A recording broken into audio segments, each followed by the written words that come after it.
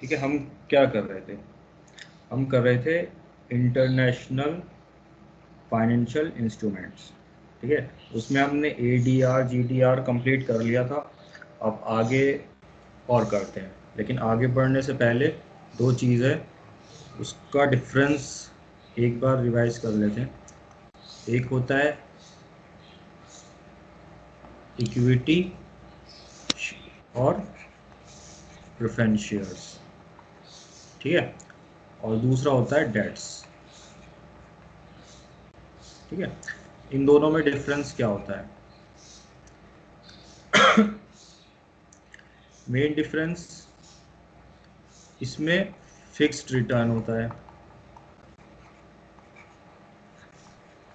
ठीक है, और इसमें जो रिटर्न जो होता है वो फिक्स्ड नहीं होता है, नॉट फिक्स्ड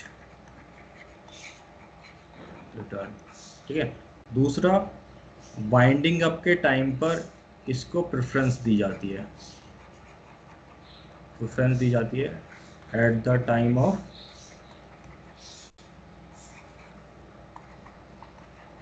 वाइंडिंग अप। ठीक है, और इसमें जो है पेमेंट होती है आफ्टर पेमेंट टू आउटसाइडर्स। ठीक है, इसी के साथ इसमें सिक्योरिटीज सिक्योर्ड होता है ये, और ये नॉट सिक्योर्ड होता है। ठीक है, तो अभी जो हमने ऊपर किया है ADR GDR वो इक्विटी से रिलेटेड था, इक्विटी शेयर कैपिटल से रिलेटेड था।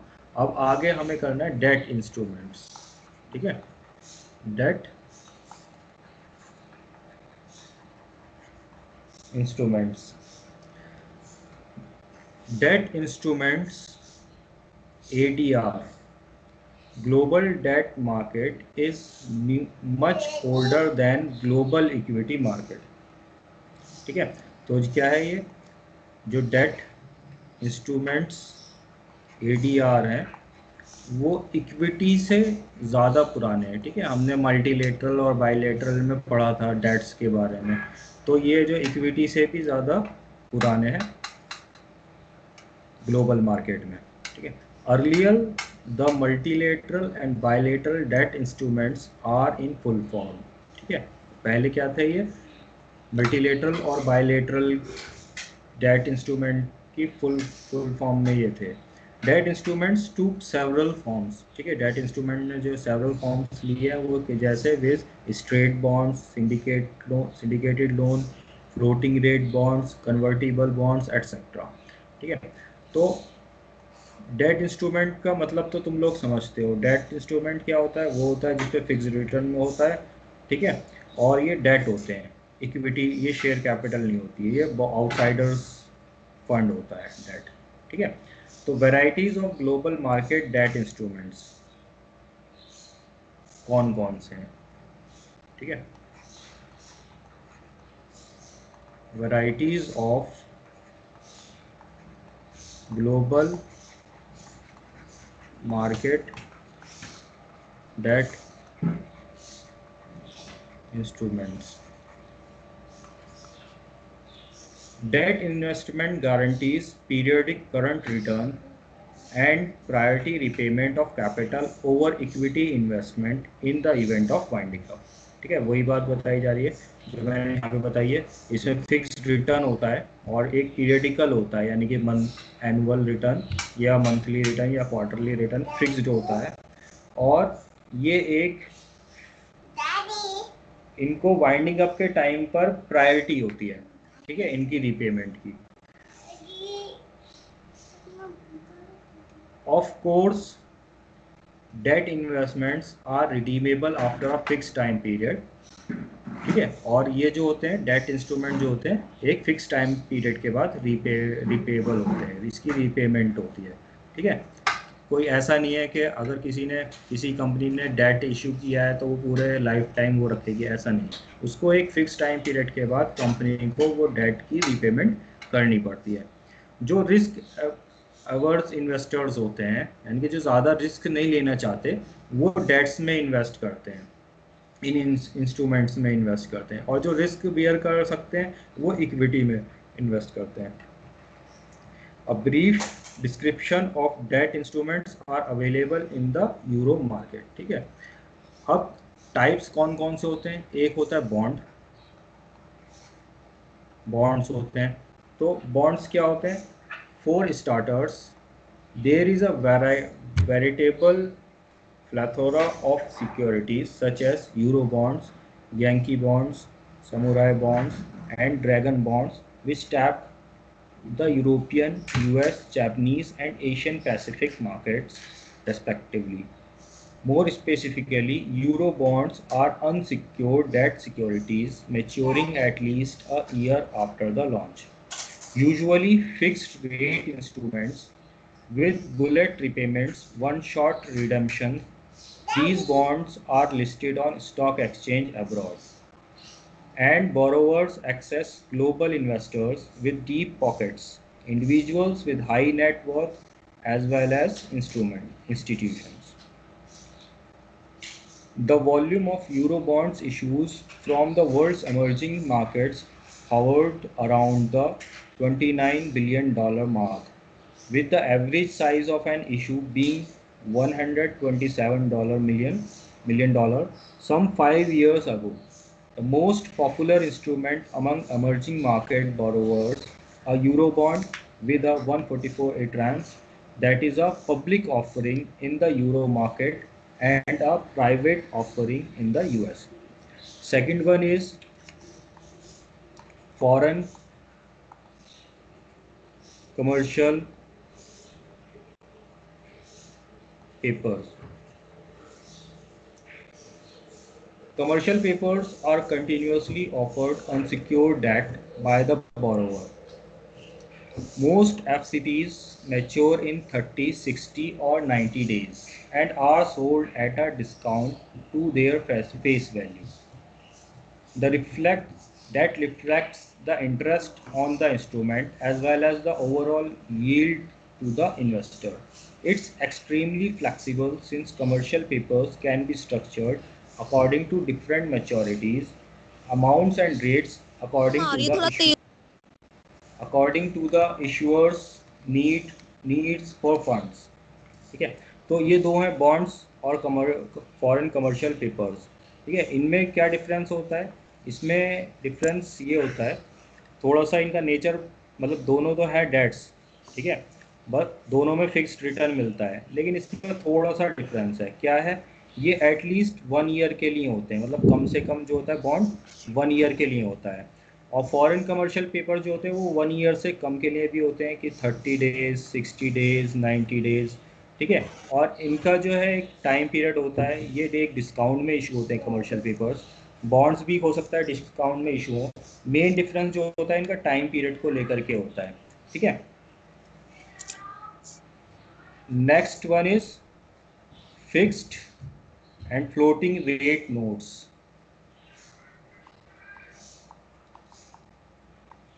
Fixed and floating rate notes. This debt instrument matures in 90 days time, but it can be extended at the issuer's option for an additional period at each maturity date. Simultaneously, the interest rate also increases.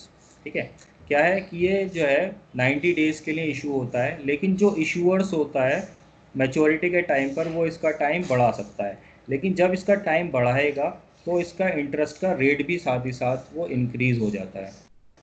ठीक है, several variations are possible: extendable bonds and stepped up open put-table bonds.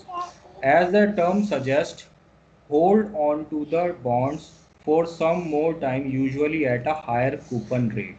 ठीक है, तो अगर वो ज़्यादा time के लिए इसको रोकता है, मतलब इशूअर जो है उसको रीपे नहीं करता है, तो उसको हायर रेट देना पड़ता है। ठीक है, ये फिक्स्ड या फ्लोटिंग रेट होता है।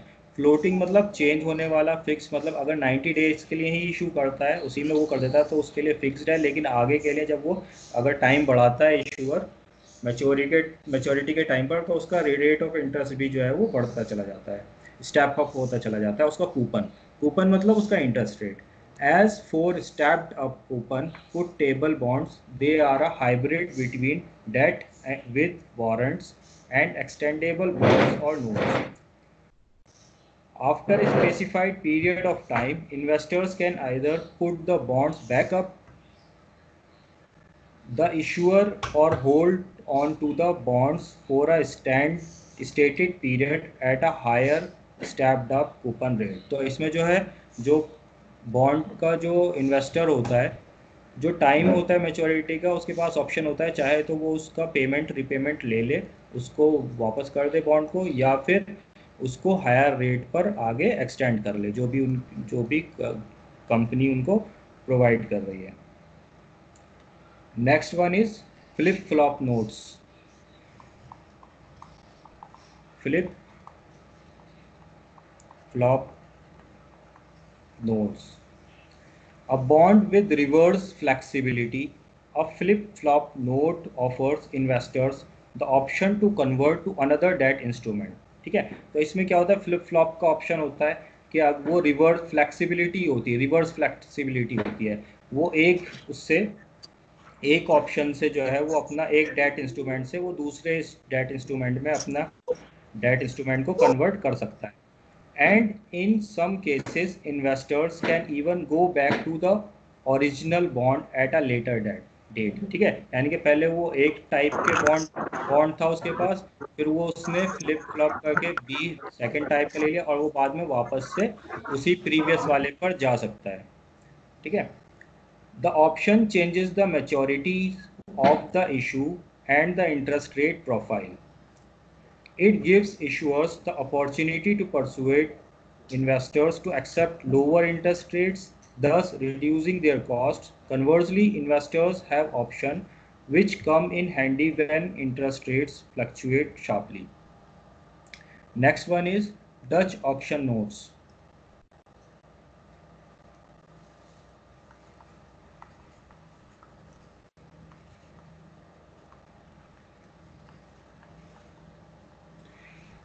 Here सर आपकी investors, आवाज नहीं आ रही। आवाज नहीं आ रही, तुम लोग की तो आ रही है। हाँ सर अब आ रही है, सब पहले चल रही थी।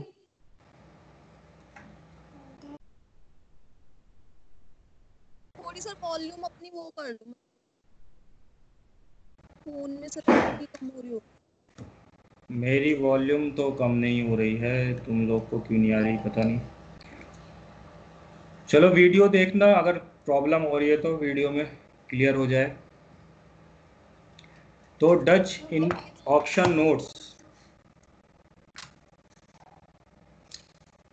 Dutch auction notes. Here investors bid for 7-year notes on which the coupon rate is repriced every 35 days. As a result, the notes are sold at the lowest yield possible. Bids are conducted through a real auction by dealers in the US market. तो ये जो Dutch auction notes हैं, ये auction के through cell होते हैं। ठीक है, तो जो डीलर्स होते हैं वो इसका ऑक्शन लगाते हैं, और फिर जो भी बिड लोअर बिड होती है उस पर वो सेल हो जाते हैं। ठीक है, या जो हायर बिड है मार्केट सिचुएशन के according.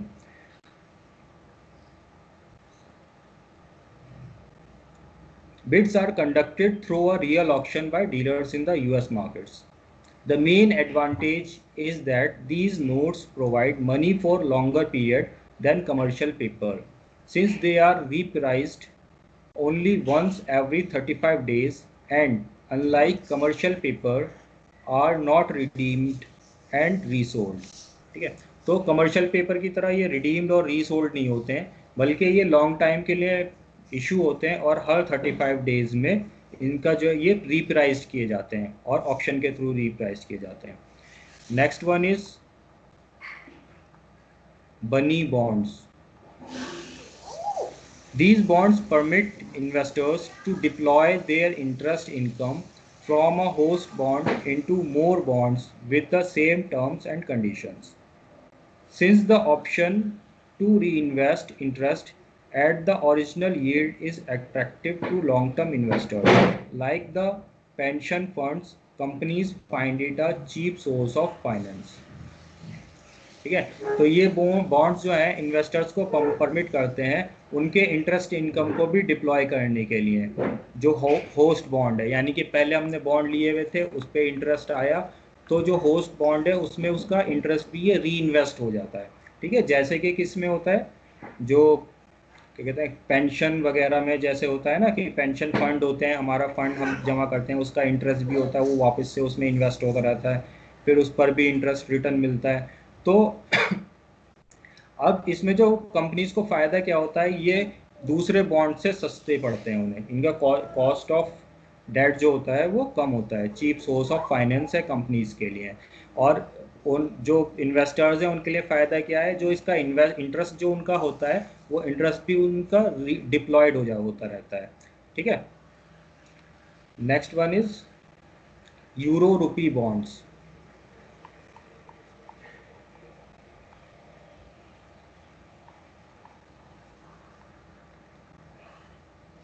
Euro rupee bonds.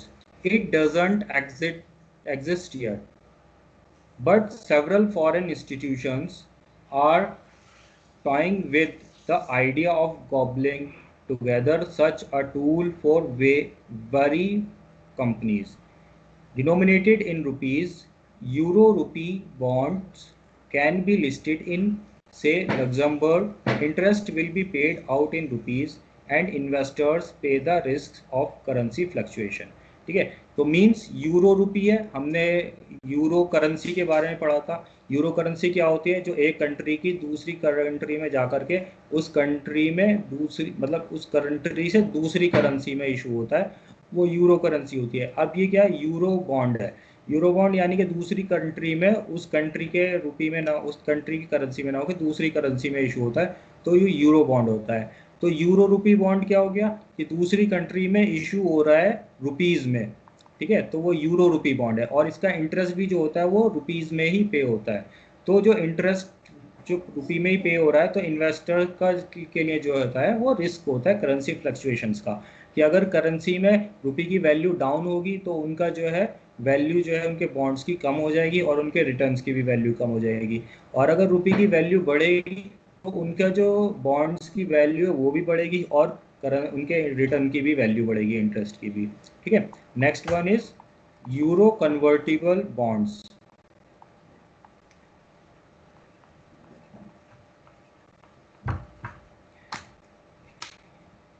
It's the most existing euro option available. ठीक है, ये वाला जो था ये एग्जिस्टिंग नहीं है, क्योंकि कोई अपना ऐसे रिस्की बॉन्ड में, क्योंकि बॉन्ड में जो इन्वेस्ट करते हैं वो रिस्क कम होने की वजह से करते हैं, और अब इनको मनी करेंसी का फ्लक्चुएशन का रिस्क होगा तो वो इसलिए वो इसमें बॉन्ड नहीं करते और ये एग्जिस्ट नहीं करता ज़्यादा।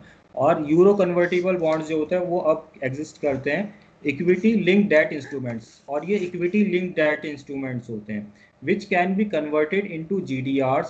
ठीक है, और ये GDRs में कन्वर्टिबल होते हैं। ठीक है, ये convertible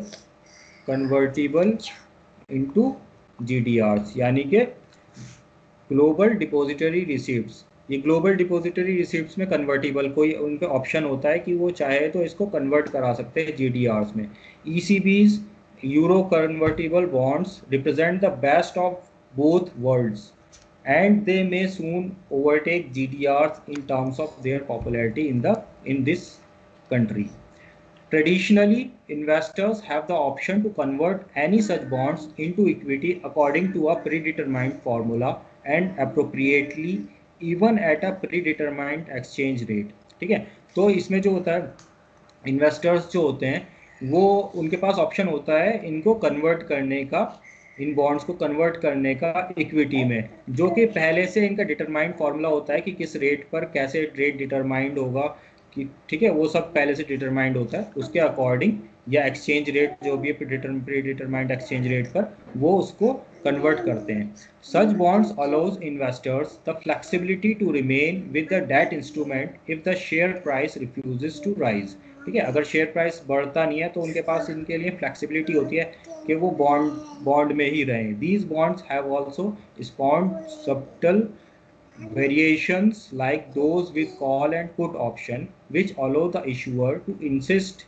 on conversion beyond certain limits or permit investors to sell the bonds back to the issuer. What's more significant are the structural variations that the euro market is becoming famous for.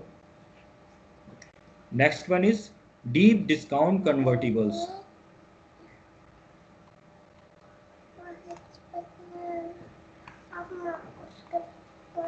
Deep discount convertible. Such a bond is usually at a price which is 70 to 80% of its face value. Means deep discount, it means कि इसमें जो है बहुत ही discount में वो उनको मिलते हैं, ठीक है। जो उनका इशू प्राइस होता है उससे लगभग 70 से 80% तक उनको वैल्यू पर वो मिल जाता है, ठीक है। यानी कि उन्हें 20 से 30% तक का डिस्काउंट इनकी फेस वैल्यू पे इनको मिल जाता है। And the initial conversion prices and the coupon rate levels are lower than that of a conventional euro bond। और इसका जो कन्वर्जन प्राइस है और या कूपन रेट मतलब इंटरेस्ट रेट लेवल जो होता है वो कन्वेंशनल यूरो बॉन्ड से कम होता है। Next one is ECBs with warrants, ठीक है। ECBs मतलब euro convertible bonds, euro convertible bonds with warrants, ठीक है। मतलब वो यूरो कन्वर्टिबल बॉन्ड्स वो किस में कन्वर्टिबल थे, इक्विटी में कन्वर्टिबल थे। अब ये है euro ECBs with warrants. Strictly speaking these financial instruments are nothing but derivatives of euro bonds, ठीक है।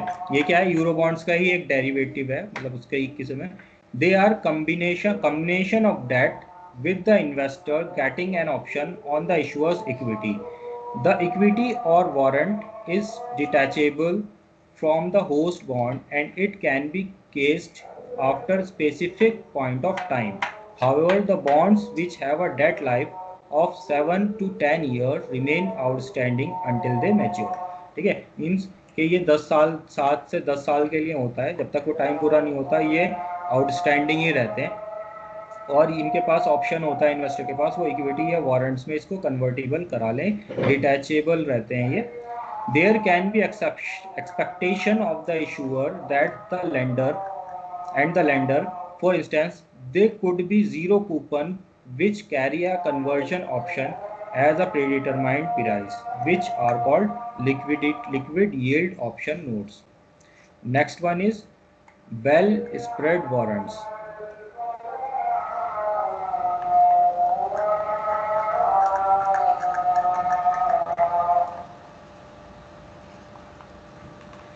These warrants offer an investor exposure to the underlying share between a lower level and an upper level. The lower level is set to provide a return to investor above and dividend yield on the share. After maturity, usually 3 years, if the share is below the level, then the investor receives the difference from the company. मतलब कि जो warrants होते हैं इसमें एक investor का exposure होता है अंडरलाइंग जो share between a lower level and upper level, ठीक है। इसमें एक लोअर लेवल और एक अपर लेवल स्पेसिफाइड होता है। The lower level is set to provide a return to investor above and dividend yield on the share, ठीक है। जो लोअर लेवल होता है उसके प्राइस से ऊपर का लेवल होता है और प्लस उसमें डिविडेंड वाला लेवल होता है, ठीक है। मान लो अगर 100 रुपये का है तो डिविडेंड 10 रुपये का है, तो ये लेवल जो है लोअर लेवल जो है वो 110 रुपये से ऊपर ही रहेगा। तो lower level is set to provide a return to investor above and dividend yield on the share after maturity usually 3 years, ठीक है। मैच्योरिटी के बाद 3 साल की। If the share is below the lower level then the investor receive the difference from the company। अगर उसका value जो होता है लोअर लेवल से भी कम हो जाता है, यानी कि यहाँ पर अगर उसका लोअर लेवल 120 रुपये उन्होंने तय किया हुआ है, अगर उसके शेयर्स का वैल्यू 120 रुपये से कम हो जाता है मार्केट में, मान लो 100 रुपये हो जाता है, तो इसका जो डिफरेंस है वो इसको फिर कंपनी पे करेगी। मान लो एग्जांपल कंपनी सी है, उसने ये bonds bell spread warrants issue किया, ठीक है, 100 रुपये का, जिसमें डिविडेंड यील्ड मान लो 10 रुपये का। टोटल इसका जो इन्होंने लोअर लेवल डिसाइड करना है, इससे ऊपर ही डिसाइड करेंगे। मान लो लोअर लेवल इन्होंने 120 रुपये डिसाइड कर लिया। अब अगर ये मार्केट में मेच्योरिटी पर ये इससे कम में इनका मैच्योर होता है, मान लो 100 रुपये पे होता है, तो जो इसका डिफरेंस है लोअर लेवल में और इसमें 20 रुपये का जो डिफरेंस है वो कंपनी इनको पे करती है, ठीक है। Compensating for the downside protection, ठीक है, इसमें कंपनसेशन होता है जो डाउनसाइड प्रोटेक्शन इनमें दिया जाता है इन्वेस्टर्स को। The issuer can cap the upside potential on the shares when, इसी तरह से शेयर इसमें वो अपसाइड भी कैप्शन लगा सकती है company.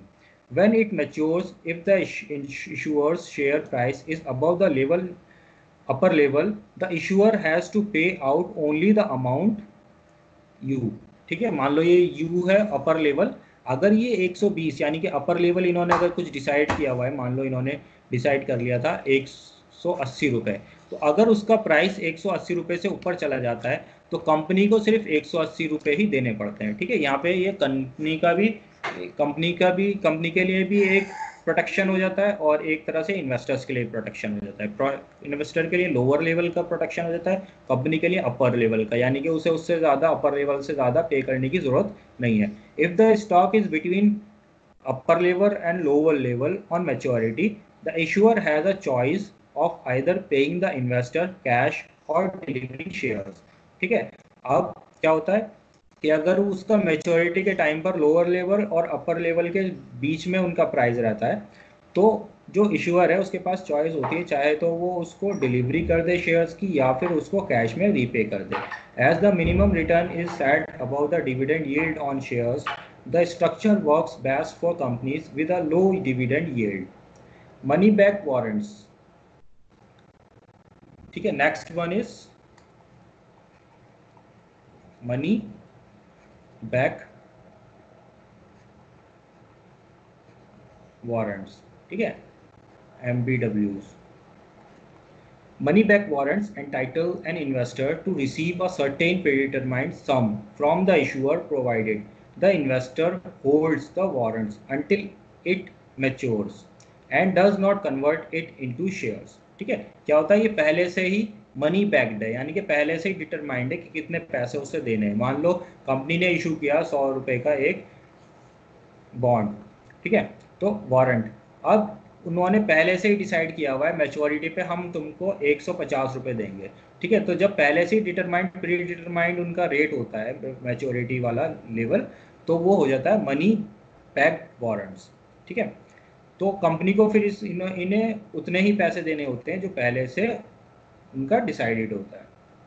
To the investor, the cost of doing so is not only the cash he loses, but also the interest forgone on the sum of the money. This means that companies must offer a higher premium than they normally do. Next one is syndicated loan.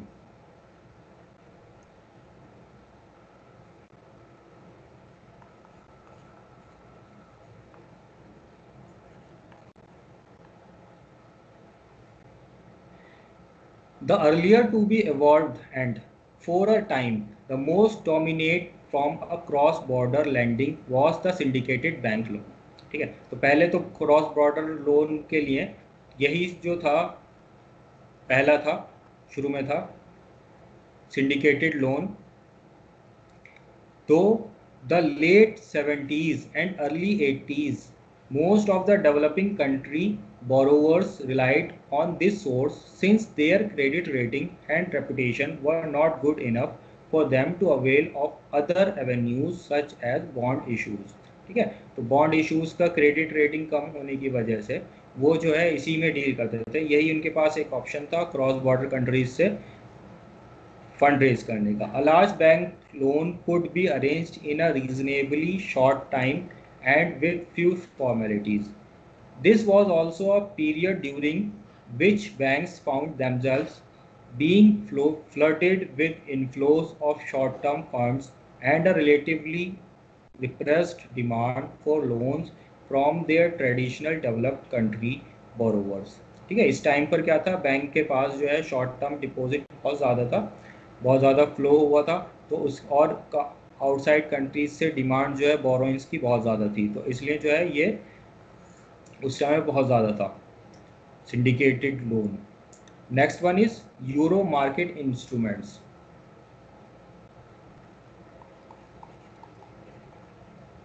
Euro market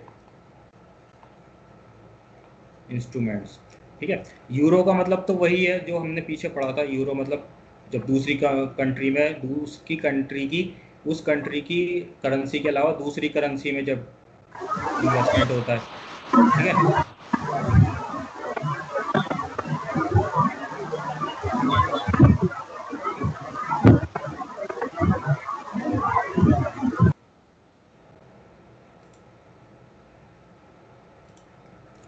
हाँ, तो next one is euro market instruments.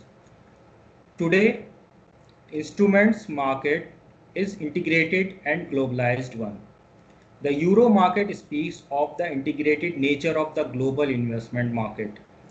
It is mainly interbank market dealing is euro currency deposit and euro currency loans.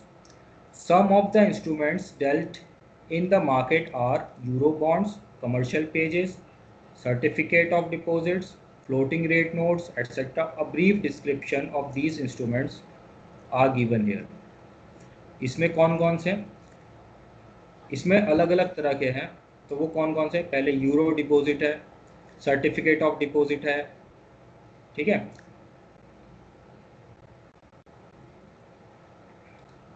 तो next one is euro currency deposit.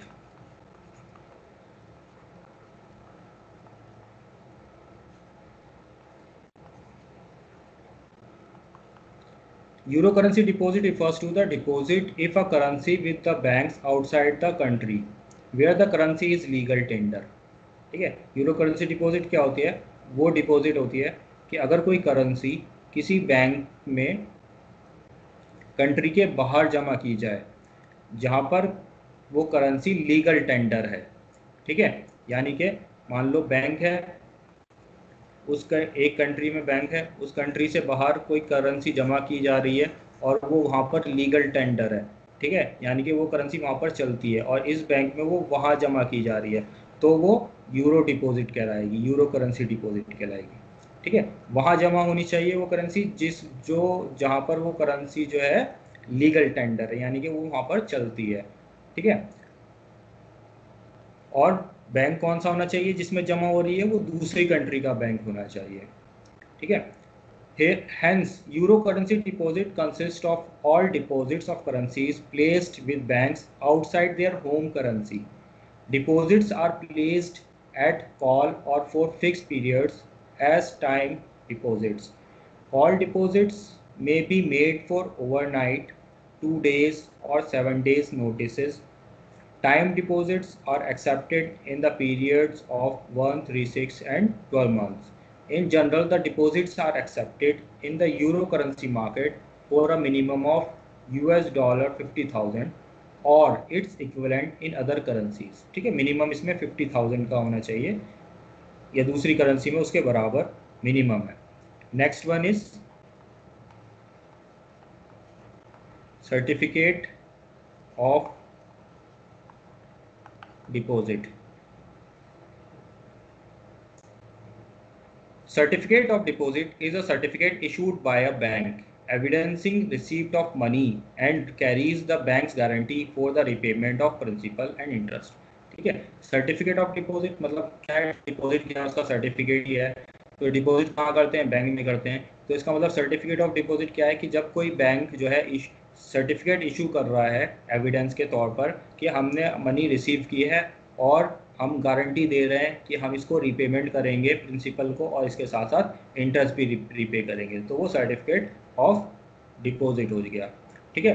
Certificate of deposits are negotiable instruments and are issued payable to bearer and are trended in the secondary market, ठीक है। ये क्या होते हैं, negotiable instrument होते हैं। Negotiable instrument क्या होते हैं, जो कि पेमेंट के लिए इस्तेमाल किए जा सकते हैं, जैसे चेक हो गया, ड्राफ्ट, डिमांड ड्राफ्ट हो गया, ठीक है, करेंसी हो गई, ठीक है। ये सब क्या है, नेगोशिएबल इंस्ट्रूमेंट है।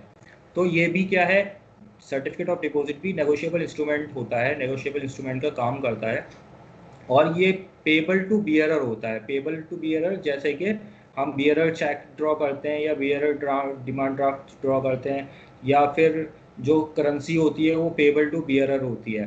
तो इसी तरह से ये भी पेबल टू बियरर, बियरर मतलब जिसके पास है ये, ठीक है, जिसका उसके ऊपर नाम है, उसको ये पेबल होता है। सेकेंडरी ट्रेंडेड इन, और ये कहाँ पर, सेकेंडरी मार्केट में ट्रेंडेड होता है। तो certificate of deposits are issued for a minimum denomination of $50,000 50,000। ये भी जो है मिनिमम डिनोमिनेशन $50,000 के लिए इशू होता है minimum, and for a maximum period generally of 1 year, और मैक्सिमम पीरियड इसका 1 ईयर होता है, 1 साल से ज़्यादा के लिए ये इशू नहीं होता है। Certificates of deposits provided an excellent avenue to the investors in euro currency market who would like to park their surplus in the high interest instrument with liquidity. For example, if an investor, say bank, has surplus fund which it would like to invest for a period of say 3 months, it can buy a CD, certificate of deposit, for 3 months. If need be, the bank can sell the CD in the secondary market and liquidate it. Now there are various types of certificates of deposit. One is straight or top CDs. Straight or top CDs. Next one is floating rate CDs. Next one is discount CDs and trenches CDs.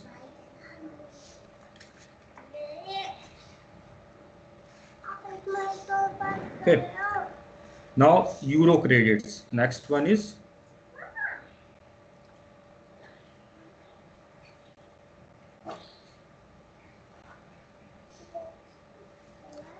तो बाकी हम कल कर लेंगे, आज के लिए इतना काफ़ी है, थोड़े से रह गए, तो एक क्लास में और हमारा ये कंप्लीट हो जाएगा। काफ़ी टाइम हो गया ना, लंबी क्लास हो गई, काफ़ी 50 मिनट्स की हो गई, ठीक है।